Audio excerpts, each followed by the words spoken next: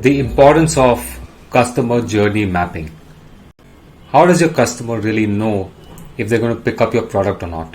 Right? And this is one of the key problems that helps us understand how people buy and choose our products and services over the ones that don't.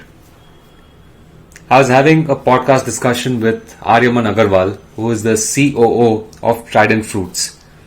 And one of the interesting things that he told me is that India produces a large quantities of bananas, and yet our bananas are never valued as high as they should be in the export markets. One of the reasons for the underperformance is because by the time the fruits reach the respective countries, the shelf life has gone away.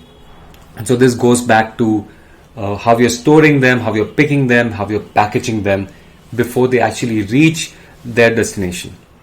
And once they reach that destination also, which can be at a port, they have to make it to the respective stores. Now, compared to fruits from other countries, our bananas don't really stand much of a chance.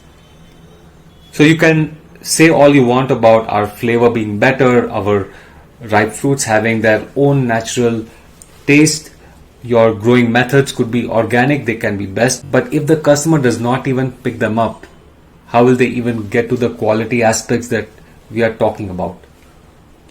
And so this is where I feel it really helps to do a customer journey mapping. Now to do this, imagine yourself in the shoes of your user. And this user can be an individual or they can be a large company, depending on what you're doing. Now picture yourself, how will this person or this entity hear about your name, hear about your products or services? Will they come to a web page? Will they find it in a store? Would it be on a shelf?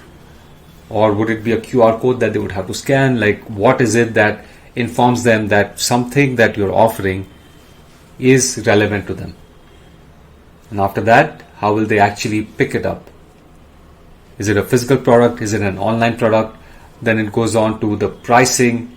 Let's say they end up buying it. What are the ways in which they would buy it? Can they buy it directly? Or do they have to go through a distributor?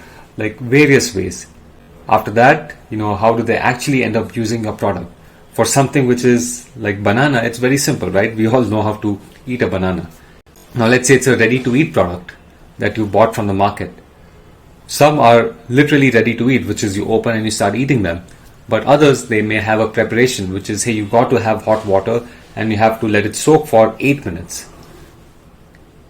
Now, is that time too much or too little? You have to imagine the exact experience a customer will be having.